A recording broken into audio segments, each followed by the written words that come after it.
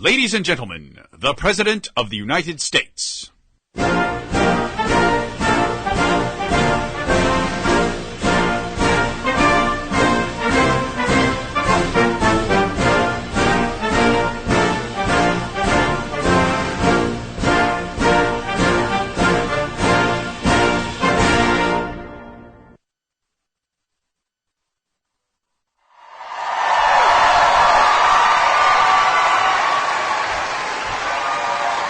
Hello, Galesburg!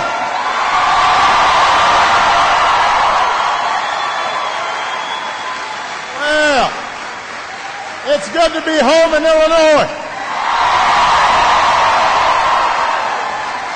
It is good to be back. It's good to be back. Thank you. Thank you so much, everybody. Thank you so much. Thank you. Thank you. Thank you so much. Thank you. Everybody have a seat. Have a seat. Well, it is good to be back. I want to first of all thank Knox College.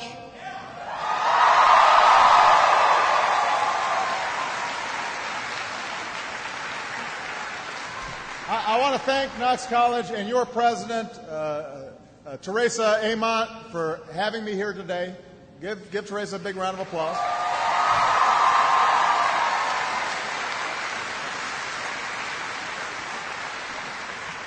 I want to thank your Congresswoman, Sherry Bustos, who's here. Where's Sherry? There she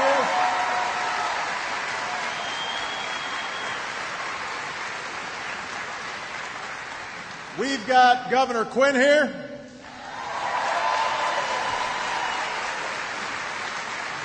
I'm told we've got your Lieutenant Governor Sheila Simon is here. There she is. Attorney General Lisa Madigan is here.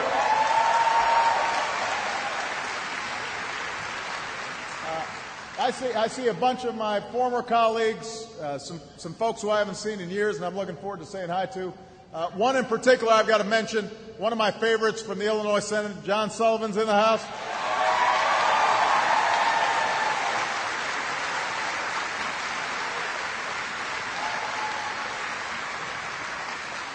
You know, John was one of my earliest supporters when I was running for the U.S. Senate, and it came in really handy because he's got like 10 brothers and his wife and sisters, and his wife's got 10 brothers and sisters, so they've got this entire precinct just in their family. And they all look like John, the brothers do, so he doesn't have to go to every event. He can just send one of his brothers out. It is good to see them. Dick Durbin couldn't make it today, but he sends his best, and we love Dick. He is doing a great job. And we've got one of my favorite neighbors, the senator from Missouri, Claire McCaskill, in the House, because we're going to Missouri later this afternoon.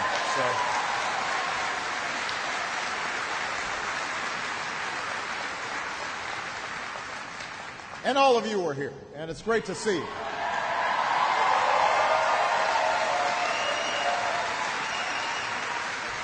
And I hope everybody's having a wonderful summer. The weather's perfect. Whoever was in charge of that, good job. So, 8 years ago, I came here to deliver the commencement address for the class of 2005. Now, things were a little different back then. For example, I had no gray hair or a motorcade. Didn't even have a prompter. In fact, there was a problem in terms of printing out the speech because the printer didn't work here and we had to drive it in from somewhere. But it was my first big speech as your newest senator, and on the way here I was telling Sherry and Claire about how important this area was, one of the areas that I spent the most time in outside of Chicago, and how much it represented what's best in America, and folks who are willing to work hard and do right by their families. And I came here to talk about what a changing economy was doing to the middle class and what we as a country needed to do to give every American a chance to get ahead in the 21st century. See, I had just spent a year traveling the state and listening to your stories of proud Maytag workers losing their jobs when the plant moved down to Mexico. A lot of folks here remember that. Of teachers whose salaries weren't keeping up with the rising cost of groceries. Of young people who had the drive and the energy, but not the money to afford a college education.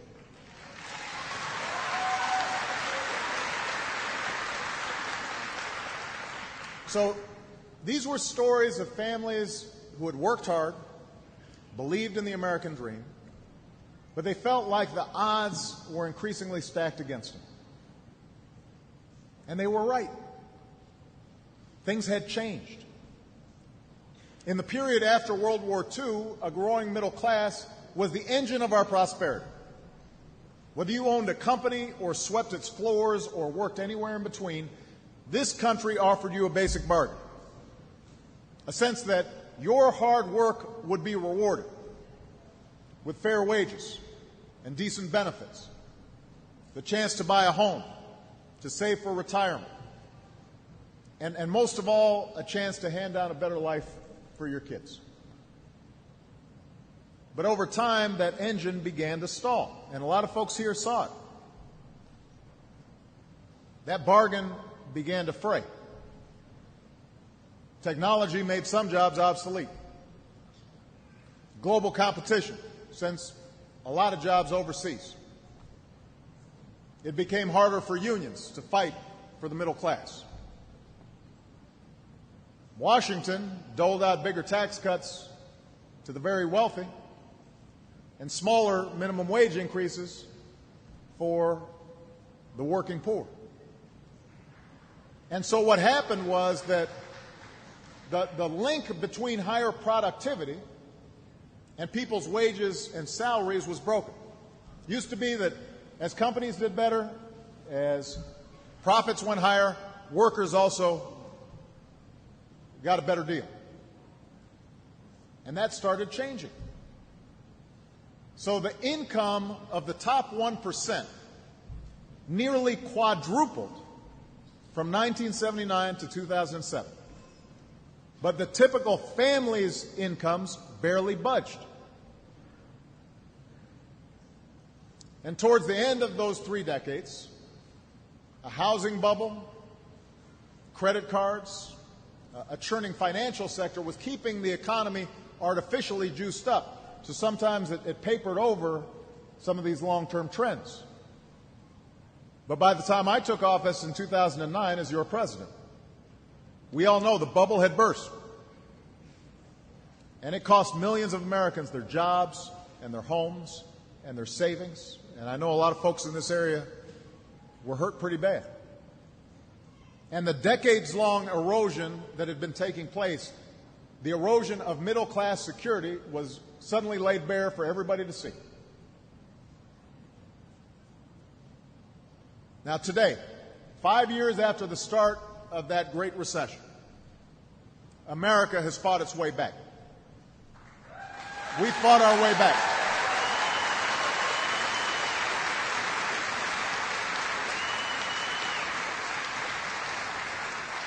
So together we saved the auto industry, took on a broken healthcare system,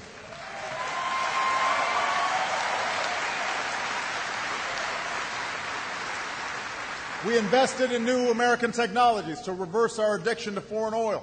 We doubled wind and solar power.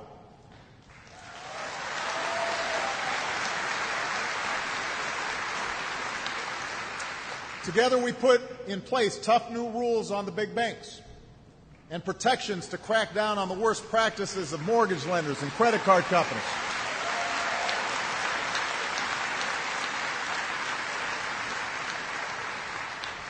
We changed the tax code too skewed in favor of the wealthiest at the expense of working families. So we changed that. We locked in tax cuts for 98% of Americans, and we asked those at the top to pay a little bit more.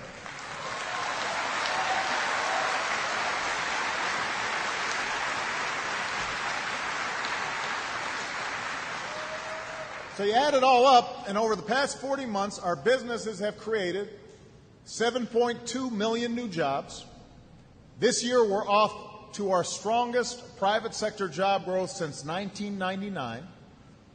And because we bet on this country, suddenly foreign companies are too.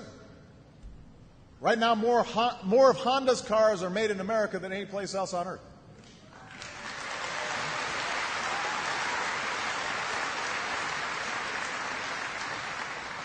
Airbus, the European aircraft company, they're building new planes in Alabama.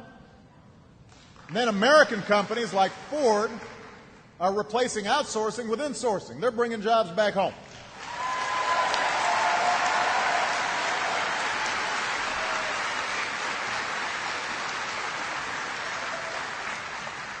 We sell more products made in America to the rest of the world than ever before.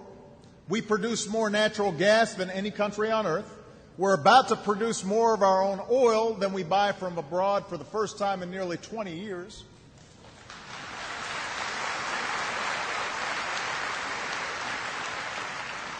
The cost of health care is growing at its slowest rate in 50 years.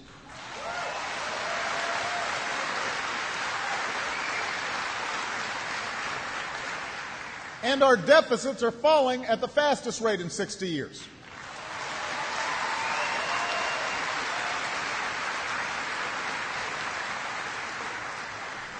So, thanks to the grit and resilience and determination of the American people, of folks like you, we've been able to clear away the rubble from the financial crisis. We've started to lay a new foundation for stronger, more durable economic growth. And you know, it's happening in our own personal lives as well, right? A lot of us tightened our belts, shed debt, maybe cut up a couple of credit cards, refocused on those things that really matter. As a country, we've recovered faster and gone further than most other advanced nations in the world. With new American revolutions in energy and technology and manufacturing and healthcare, we're actually poised to reverse the forces that battered the middle class for so long and start building an economy where everyone who works hard can get ahead. But, and here's the big but, I'm here to tell you today that we're not there yet. We all know that. We're not there yet. We've got more work to do. Even though our businesses are creating new jobs and have broken record profits, nearly all the income gains of the past 10 years have continued to flow to the top 1%. The average CEO has gotten a raise of nearly 40% since 2009. The average American earns less than he or she did in 1999. And companies continue to hold back on hiring those who've been out of work for some time. Today, more students are earning their degree, but soaring costs saddle them with unsustainable debt. Healthcare costs are slowing down, but a lot of working families haven't seen any of those savings yet. The stock market rebound helped a lot of families get back much of what they had lost in their 401ks, but millions of Americans still have no idea how they're going to be able to retire. So in many ways, the trends that I spoke about here in 2005, 8 years ago, the trend of a winner-take-all economy where a few are doing better and better and better while everybody else just treads water, those trends have been made worse by the recession. And that's a problem. This growing inequality, not just of result, inequality of opportunity. This growing inequality, it's not just morally wrong, it's bad economics. Because when middle-class families have less to spend, guess what? Businesses have fewer consumers. When wealth concentrates at the very top, it can inflate unstable bubbles that threaten the economy. when the rungs on the ladder of opportunity grow farther and farther apart, it undermines the very essence of America.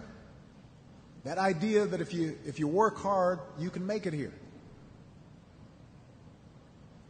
And that's why reversing these trends has to be Washington's highest priority. It has to be Washington's highest priority.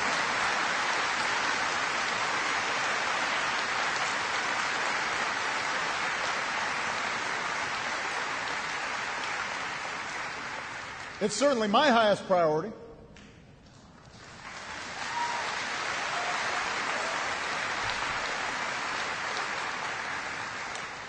Unfortunately, over the past couple of years in particular, Washington hasn't just ignored this problem.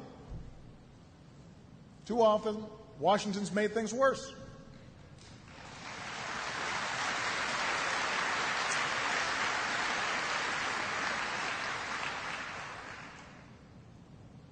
And I have to say that, because I'm looking around the room, I've got some friends here, not just who are Democrats, I've got some friends here who are Republicans, and who I worked with in the state legislature, and they did great work.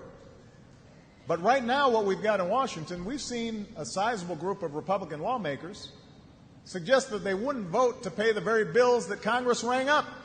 And that fiasco harmed a fragile recovery in 2011, and we can't afford to repeat that. Then, rather than reduce our deficits with a scalpel by cutting out programs we don't need, fixing ones that we do need that maybe are in need of reform, making government more efficient, instead of doing that, we've got folks who've insisted on leaving in place a meat cleaver called the sequester that's cost jobs, it's harmed growth, it's hurt our military, it's gutted investments in education and science and medical research.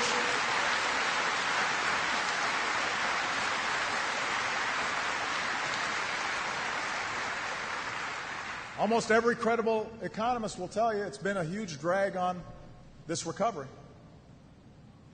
And it means that we're underinvesting in the things that this country needs to make it a magnet for good jobs.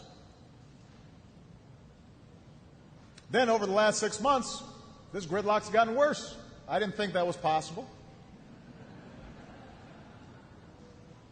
The good news is a growing number of Republican senators are looking to join their Democratic counterparts and try to get things done in the Senate.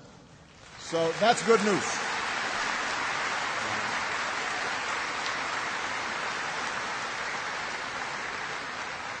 For example, they worked together on an immigration bill that economists say will boost our economy by more than $1 trillion, strengthen border security, make the system work.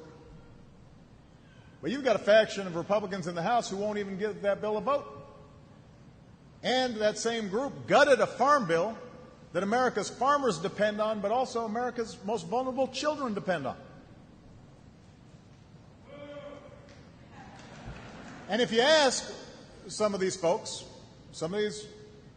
mostly in the House, about their economic agenda, how it is that they'll strengthen the middle class, they'll shift the topic to out-of-control government spending, despite the fact that we've cut the deficit by nearly half as a share of the economy since I took office.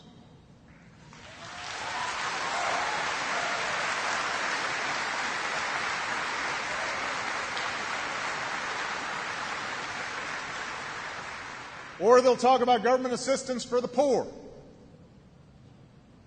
despite the fact that they've already cut early education for vulnerable kids. They've already cut insurance for people who've lost their jobs through no fault of their own. Or they'll bring up Obamacare. This is tried and true. Despite the fact that our businesses have created nearly twice as many jobs in this recovery as businesses had at the same point in the last recovery when there was no Obamacare.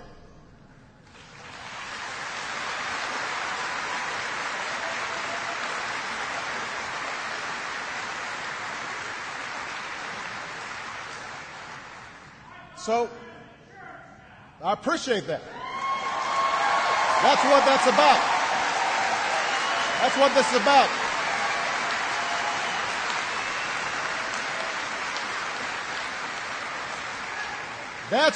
That's what we've been fighting for. But with this endless parade of distractions and political posturing and phony scandals, Washington's taken its eye off the ball. And I'm here to say this needs to stop. This needs to stop.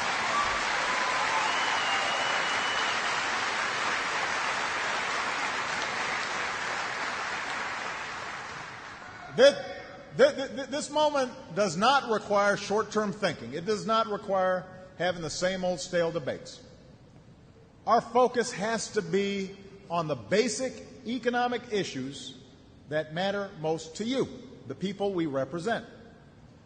That's what we have to spend our time on and our energy on and our focus on.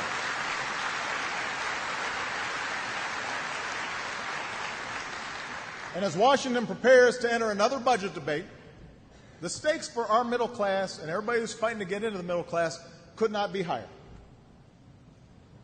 The countries that are passive in the face of a global economy, those countries will lose the competition for good jobs. They will lose the competition for high living standards. That's why America has to make the investments necessary to promote long-term growth and shared prosperity, rebuilding our manufacturing base, educating our workforce, upgrading our transportation systems, upgrading our information networks.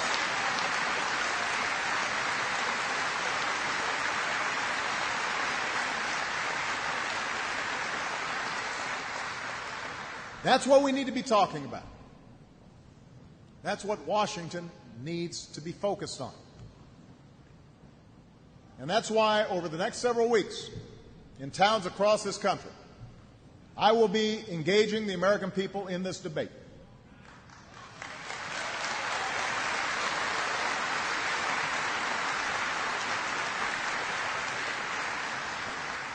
I'll lay out my ideas for how we build on the cornerstones of what it means to be middle class in America and what it takes to work your way into the middle class in America. Job security with good wages and durable industries, a good education, a home to call your own, affordable health care when you get sick, a secure retirement even if you're not rich, reducing poverty, reducing inequality, growing opportunity. That's what we need.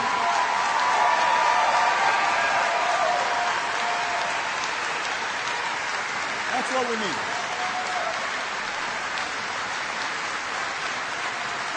That's what we need right now.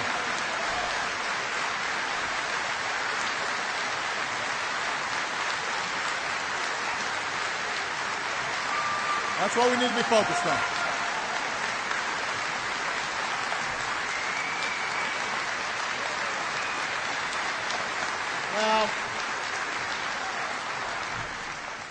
Now, some of these ideas I've talked about before. Some of the ideas I offer will be new. Some will require Congress. Some I will pursue on my own.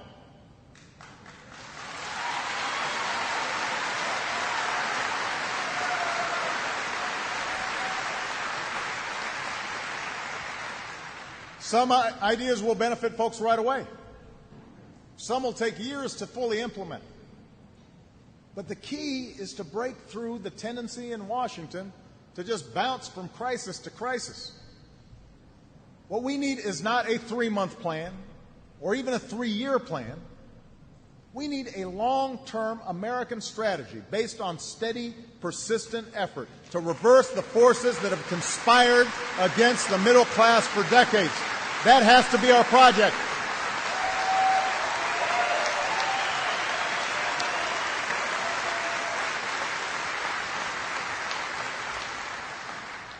Now, of course, we'll keep pressing on other key priorities. I want to get this immigration bill done.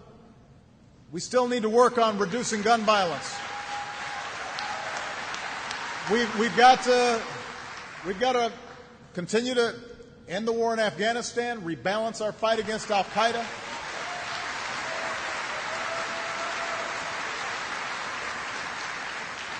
We need to combat climate change. We've got to stand up for civil rights. We've got to stand up for women's rights.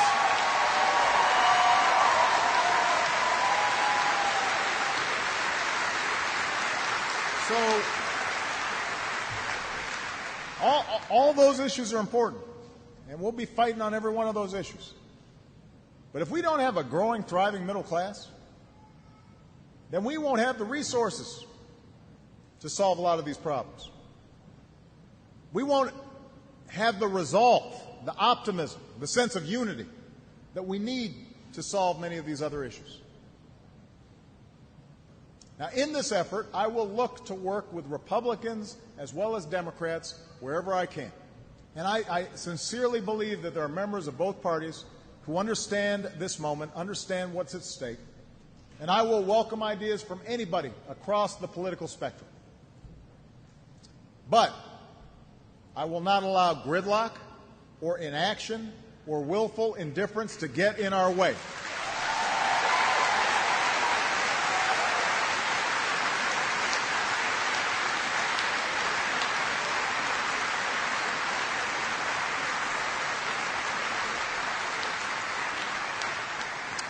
That means whatever executive authority I have to help the middle class, I'll use it.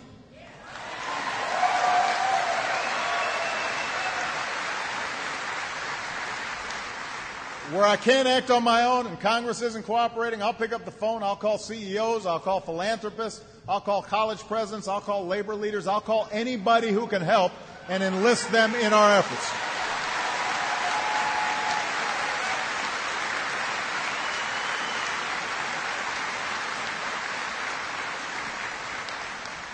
Because the choices that we, the people, make right now will determine whether or not every American has a fighting chance in the 21st century.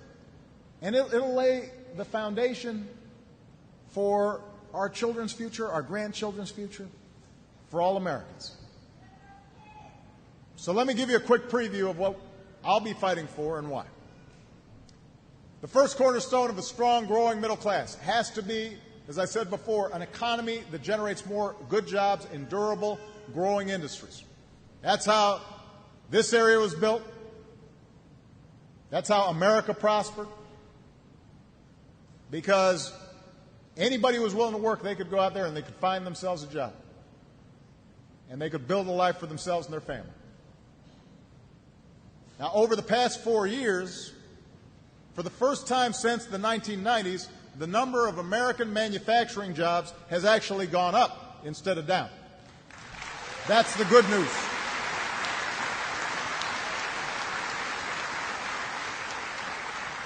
But we can do more. So I'm going to push new initiatives to help more manufacturers bring more jobs back to the United States. We're going to continue to focus on strategies to make sure our tax code rewards companies that are not shipping jobs overseas, but creating jobs right here in the United States of America. We want to make sure that we're going to create strategies to make sure that good jobs in wind and solar and natural gas that are lowering costs and at the same time reducing dangerous carbon pollution happen right here in the United States.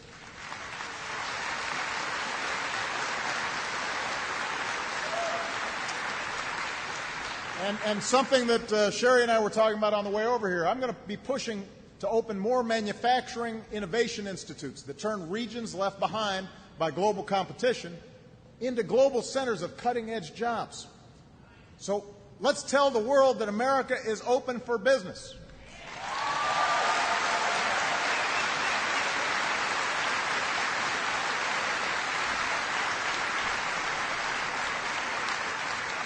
I know there's an old site right here in Galesburg over on Monmouth Boulevard. Let's put some folks to work.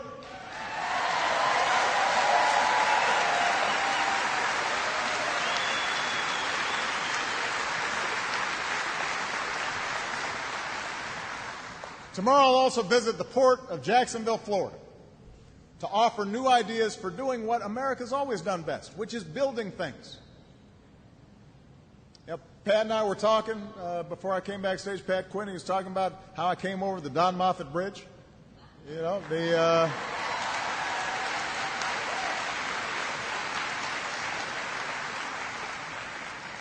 But we've got work to do all across the country. We've got ports that aren't ready for the new super tankers that are going to begin passing through the new Panama Canal in 2 years' time. If we don't get that done, those tankers are going to go someplace else. We've got more than 100,000 bridges that are old enough to qualify for Medicare.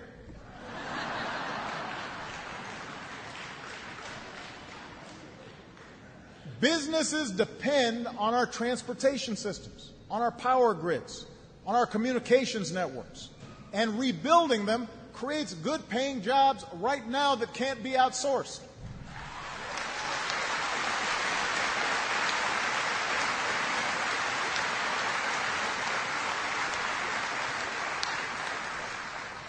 And by the way, this isn't a Democratic idea. You know, Republicans built a lot of stuff. This is the land of Lincoln.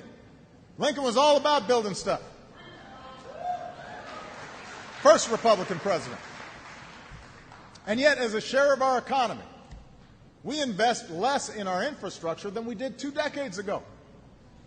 And that's inefficient at a time when it's as cheap as it's been since the 1950s to build things.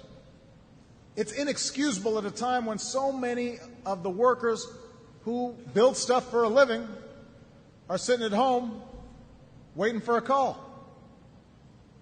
The longer we put this off, the more expensive it will be, and the less competitive we will be. Businesses of tomorrow will not locate near old roads and outdated ports. They'll relocate to places with high-speed internet and high-tech schools and systems that move air and auto traffic faster. And not to mention, we'll get parents home quicker from work because we'll be eliminating some of these traffic jams. And we can watch all of that happen in other countries and start falling behind, or we can choose to make it happen right here in the United States.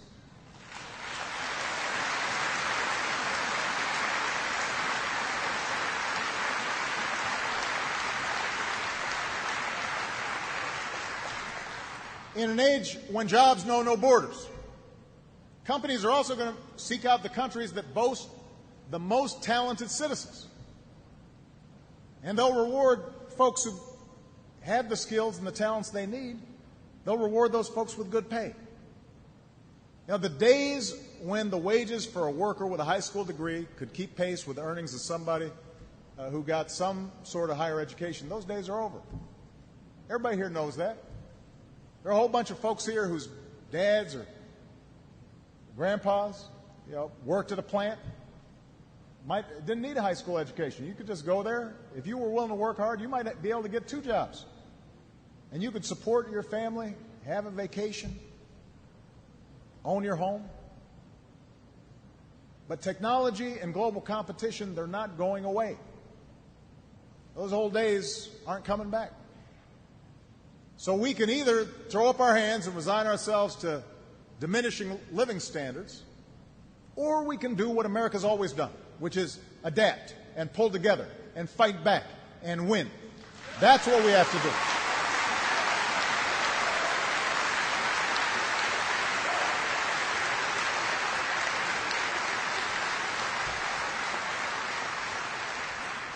And that brings me to the second cornerstone of a strong middle class.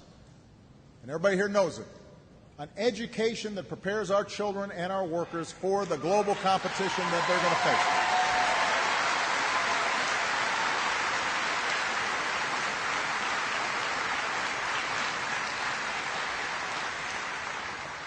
And if you think education is expensive, wait until you see how much ignorance costs in the 21st century.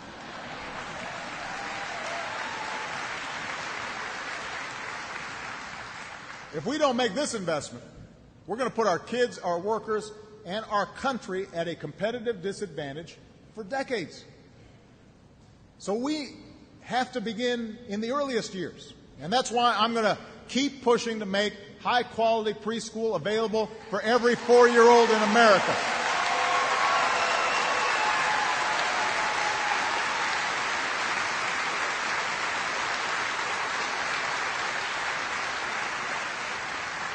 Not just because we know it works for our kids, but because it provides a vital support system for working parents. And I'm going to take action in the education area to spur innovation that don't require Congress. So today, for example, as we speak, federal agencies are moving on my plan to connect 99% of America's students to high-speed internet over the next 5 years. We're making that happen right now.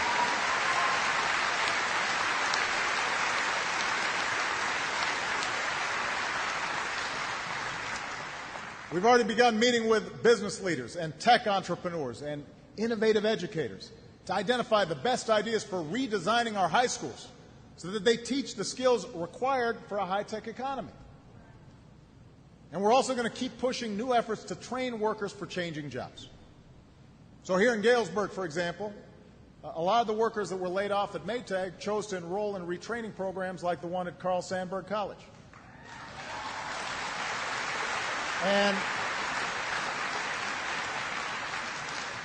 And while it didn't pay off for everyone, a lot of the folks who were retrained found jobs that suited them even better and paid even more than the ones they had lost. And that's why I've asked Congress to start a community college to career initiative so that workers can earn the skills that high-tech jobs demand without leaving their hometown. And I'm going to challenge CEOs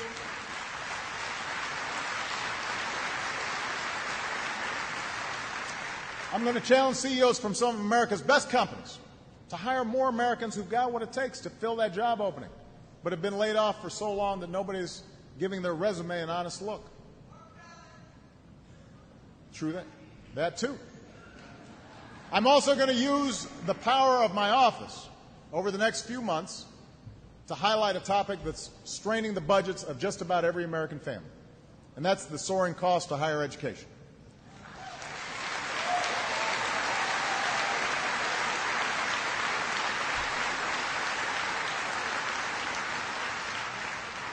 Everybody's touched by this, including your president, who had a whole bunch of loans he had to pay off.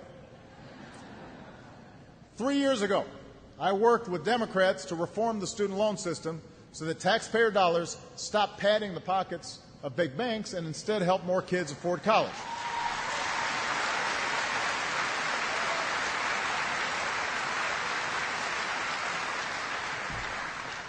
Then I capped loan repayments at 10% of monthly incomes for responsible borrowers, so that if somebody graduated and they decided to take a teaching job, for example, that didn't pay a lot of money, they knew that they were never going to have to pay more than 10% of their income, and they could afford to go into a profession that they loved. That's in place right now. And this week we're working with both parties. To reverse the doubling of student loan rates that happened a few weeks ago because of congressional inaction.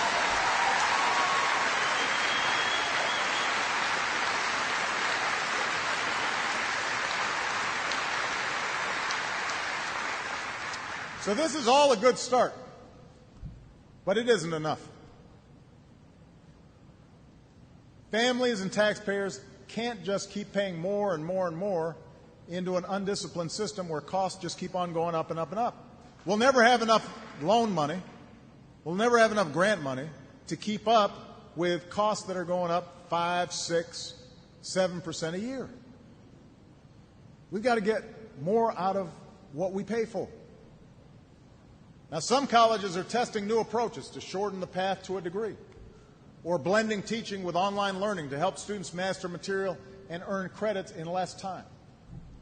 And some states are testing new ways to fund college based not just on how many students enroll, but how many of them graduate. How well do they do?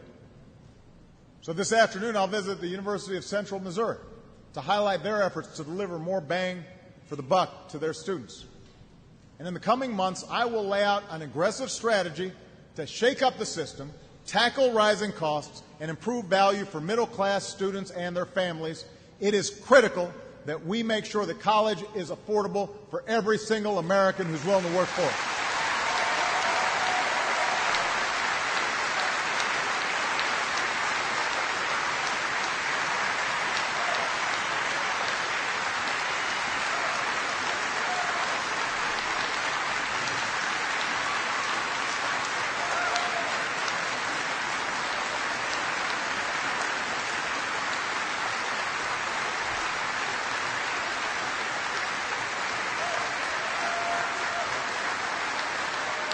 Now, so you got a good job. You get a good education. Those have always been the key stepping stones into the middle class. But a home of your own has always been the clearest expression of middle class security. For most families, that's your biggest asset. For most families, that's where, your life's work has been invested. And that changed during the crisis when we saw millions of middle-class families experience their home values plummeting. The good news is over the past 4 years, we've helped more responsible homeowners stay in their homes, and today sales are up and prices are up, and fewer Americans see their homes underwater. But we're not done yet. The key now is to encourage home ownership that isn't based on unrealistic bubbles, but instead is based on a solid foundation where buyers and lenders play by the same set of rules that are clear and transparent and fair. So already I've asked Congress to pass a really good bipartisan idea, one that was championed, by the way, by Mitt Romney's economic advisor.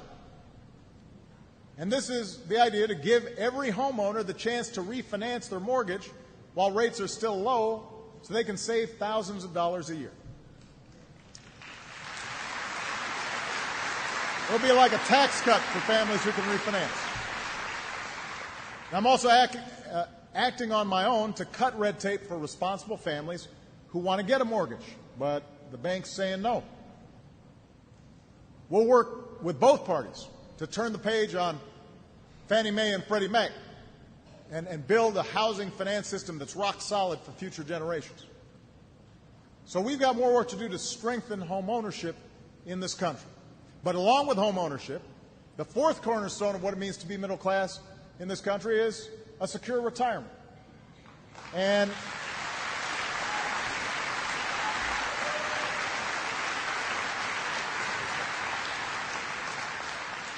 I hear from too many people across the country, face-to-face or in letters that they send me, that they feel as if retirement is just receding from their grasp. It's getting farther and farther away. They can't see it. Now, today, a rising stock market has millions of retirement balances going up. And some of the losses that had taken place during the financial crisis have been recovered. But we still live with an upside-down system where those at the top, folks like me, get generous tax incentives to save, while tens of millions of hardworking Americans who are struggling, they get none of those breaks at all. So as we work to reform our tax code, we should find new ways to make it easier for workers to put away money and free middle-class families from the fear that they won't be able to retire.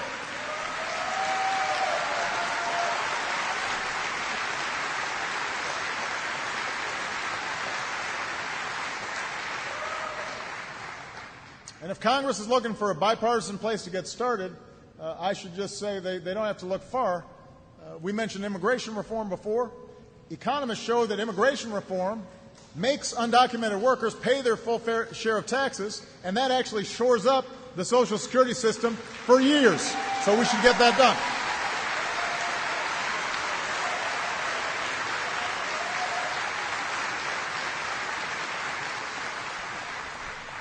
All right. Good job. Good education for your kids. Home of your own. Secure retirement. Fifth, I'm going to keep focusing on health care because middle-class families and small business owners deserve the security of knowing that neither an accident or an illness is going to threaten the dreams that you've worked a lifetime to build. As we speak, we're well on our way to fully implementing the Affordable Care Act. We're going to implement it. Now, if you're one of the 85% of Americans who already have health insurance, either through the job or Medicare or Medicaid, you don't have to do anything, but you do have new benefits and better protections than you did before. You may not know it, but you do. Free checkups, mammograms, discounted medicines if you're on Medicare, That's what the Affordable Care Act means. You're already getting a better deal. No lifetime limits. If you don't have health insurance, then starting on October 1st, private plans will actually compete for your business. And you'll be able to comparison shop online. There'll be a marketplace online, just like you'd buy a flat screen TV or plane tickets or anything else you're doing online. And you'll be able to buy an insurance package that fits your budget and is right for you. And if you're one of the up to half of all Americans who've been sick or have a pre-existing condition, if you look at this auditorium, about half of you probably have a pre-existing condition that insurance companies could use to not give you insurance if you lost your job or lost your insurance. Well, this law means that beginning January 1st, insurance companies will finally have to cover you and charge you the same rates as everybody else, even if you have a pre-existing condition. That's what the Affordable Care Act does.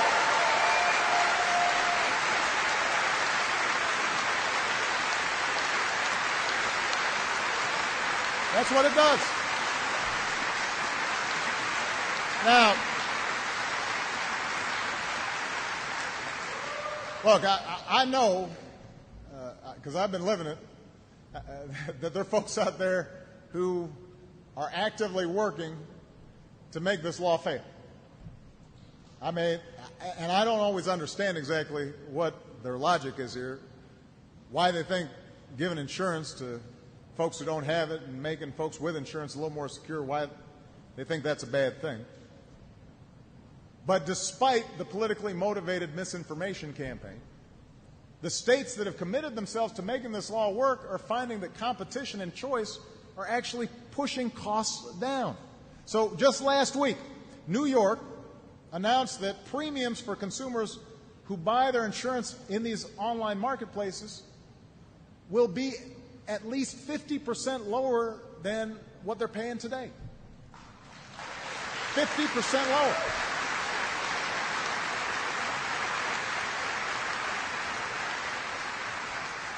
So folks' premiums in the individual market will drop by 50%. And for them and for the millions of Americans who've been able to cover their sick kids for the first time, like this gentleman who just said his daughter's got health insurance, or been able to cover their employees more cheaply, or are able to have their kids who are younger than, who are 25 or 26, stay on their parents' plan. For all those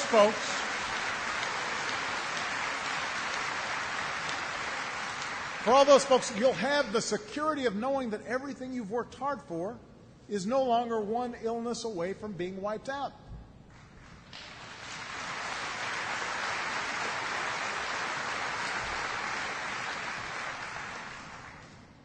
Now, finally, as we work to strengthen these cornerstones of middle-class security, good job with decent wages and benefits, a good education, home of your own, retirement security, health care security, I'm going to make the case for why we've got to rebuild ladders of opportunity for all those Americans who haven't quite made it yet, who are working hard but are still suffering poverty wages, who are struggling to get full-time work.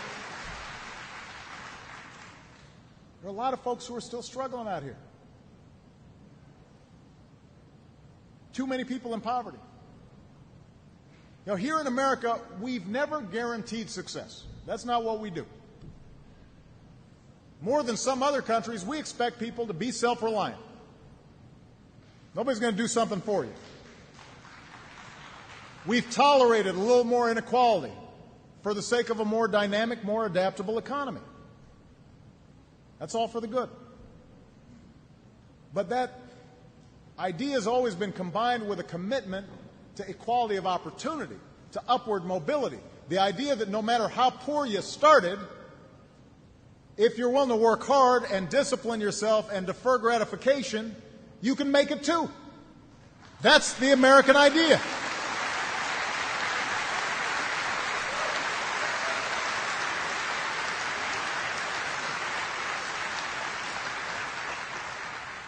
Unfortunately, opportunities for upward mobility in America have gotten harder to find over the past 30 years. And that's a betrayal of the American idea. And that's why we have to do a lot more to give every American the chance to work their way into the middle class. Now, the best defense against all of these forces, global competition, economic polarization, is the strength of the community.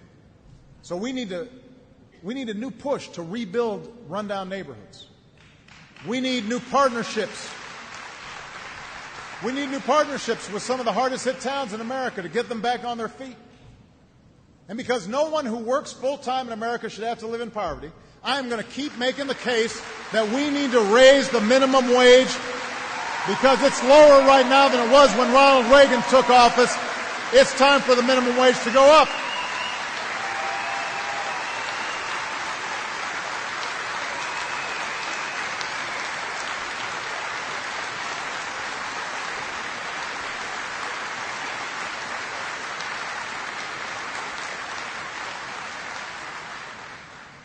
We're not a people who allow chance of birth to decide life's biggest winners or losers.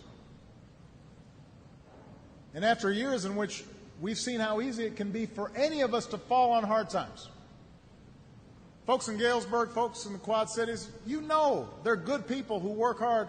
Sometimes they get a bad break. Plant leaves. Somebody gets sick. Somebody loses a home. We've seen it in our family and our friends and our neighbors.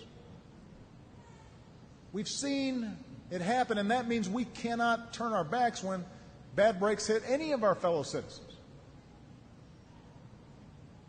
So good jobs, a better bargain for the middle class and the folks who are working to get into the middle class. An economy that grows from the middle out, not the top down. That's where I will focus my energies.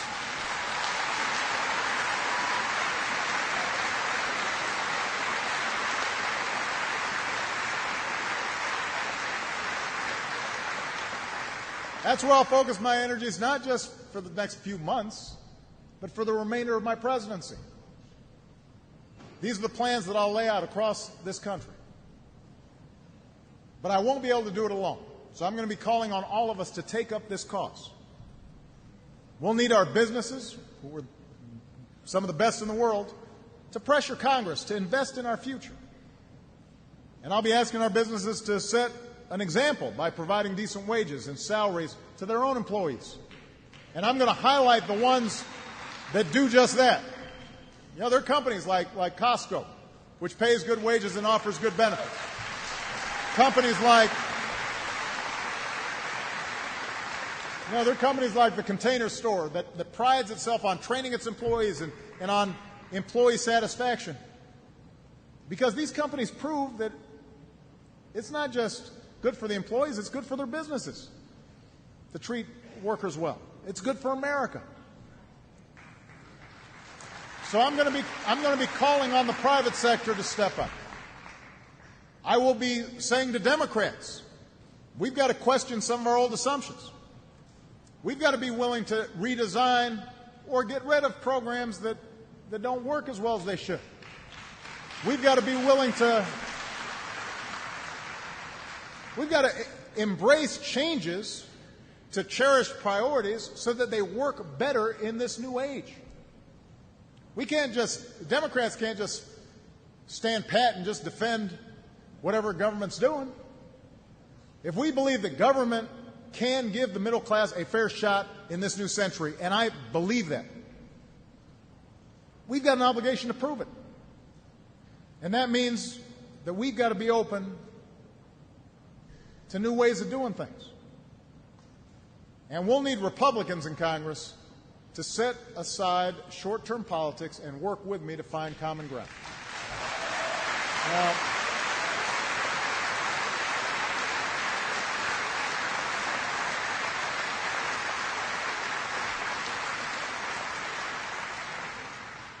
Now, it's interesting in the run-up to this speech, a lot of reporters say that, well, Mr. President, these are all good ideas, but some of them you've said before, some of them sound great, but you can't get those through Congress. Republicans won't agree with you. And I say, look, the fact is there are Republicans in Congress right now who privately agree with me on a lot of the ideas I'll be proposing. I know because they've said so. But they worry they'll face swift political retaliation for cooperating with me. Now, there are others who will dismiss every idea I put forward, either because they're playing to their most strident supporters, or in some cases because, sincerely, they have a fundamentally different vision for America. One that says inequality is both inevitable and just.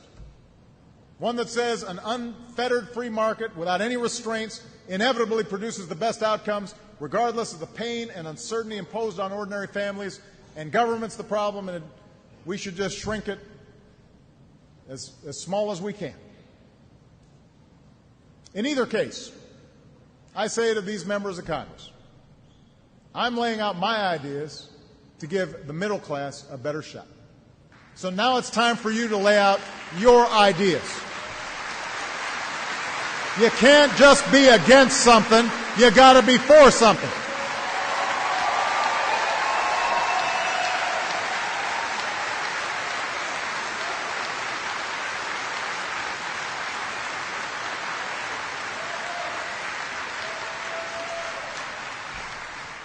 Even if you think I've done everything wrong,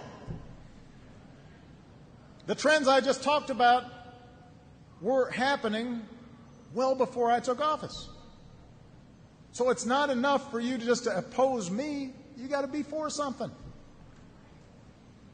What are your ideas? If you're willing to work with me to strengthen American manufacturing and rebuild this country's infrastructure, let's go. If you've got better ideas to bring down the cost of college for working families, let's hear them. If you think you have a better plan for making sure that every American has the security of quality, affordable health care, then stop taking meaningless repeal votes and share your concrete ideas with the country.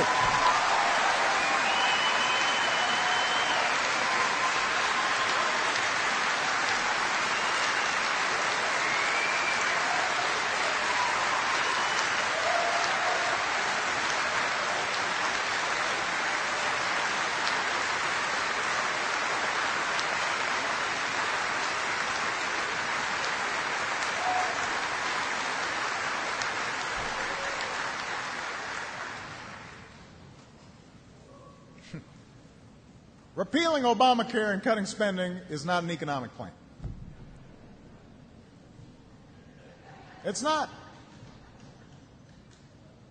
If you're serious about a balanced, long-term fiscal plan that replaces the mindless cuts currently in place, or if you're interested in tax reform that closes corporate loopholes and gives working families a better deal, I'm ready to work.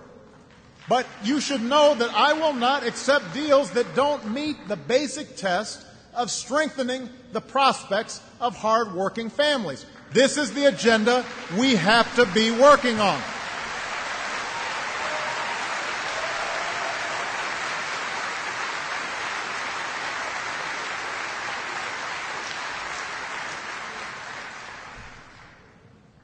We've come a long way since I first took office. You know, as a country,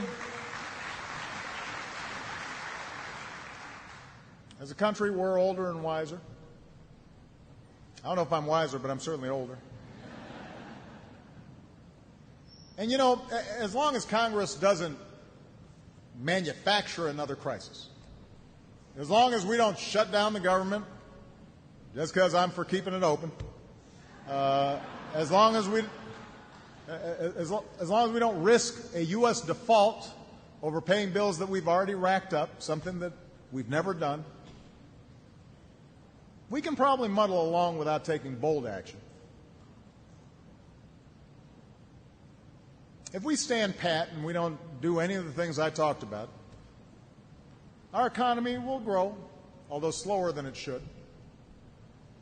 New businesses will form. The unemployment rate will probably tick down a little bit. Just by virtue of our size and our natural resources, and most of all because of the talent of our people, America will remain a world power, and the majority of us will figure out how to get by. But if that's our choice, if we just stand by and do nothing in the face of immense change, understand that part of our character will be lost. Our founding precept about wide open opportunity, each generation doing better than the last, that'll be a myth, not reality. The position of the middle class will erode further. Inequality will continue to increase. Money's power will distort our politics even more. Social tensions will rise as various groups fight to hold on to what they have or start blaming somebody else for why their position isn't improving. And the fundamental optimism that's always propelled us forward will give way to cynicism or nostalgia. And that's not the vision I have for this country. It's not the vision you have for this country. That's not the America we know. That's not the vision we should be settling for. That's not a vision we should be passing on to our children. I have now run my last campaign. I do not intend to wait until the next campaign or the next president before tackling the issues that matter. I care about one thing and one thing only, and that's how to use every minute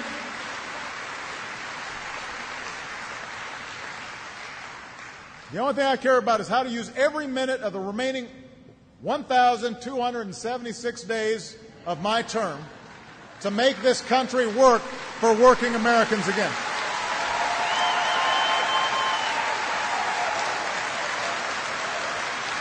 That's all I care about. I don't have another election.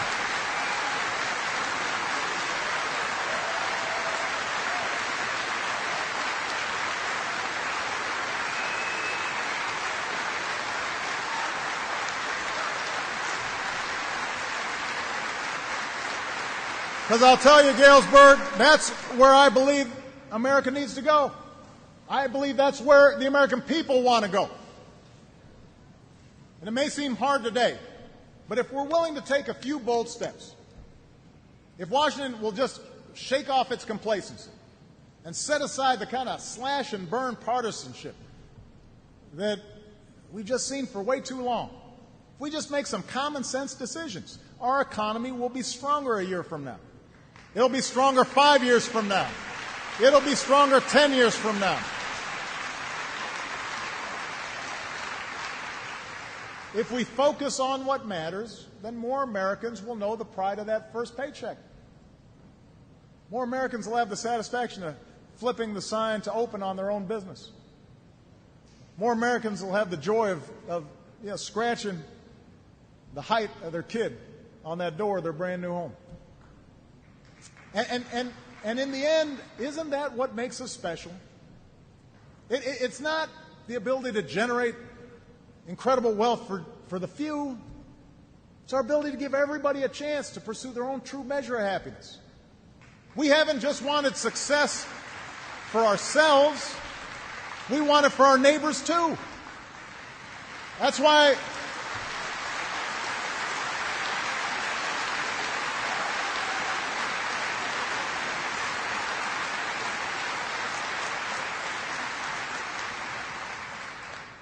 when we think about our own communities, we're not a mean people. We're not a selfish people. We're not a people that just looks out for number one. Why should our politics reflect those kinds of values? That's why we don't call it John's dream or Susie's dream or Barack's dream or Pat's dream. We call it the American dream. And that's what makes this country special. The idea that no matter who you are or what you look like or where you come from or who you love, you can make it if you try. That's what we're fighting for.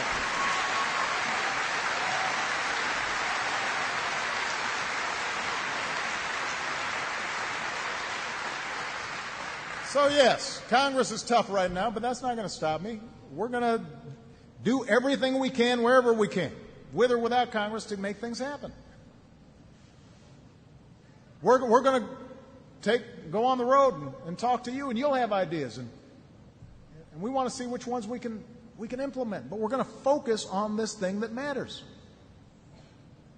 You know, one of America's greatest writers, Carl Sandburg, born right here in Galesburg over a century ago.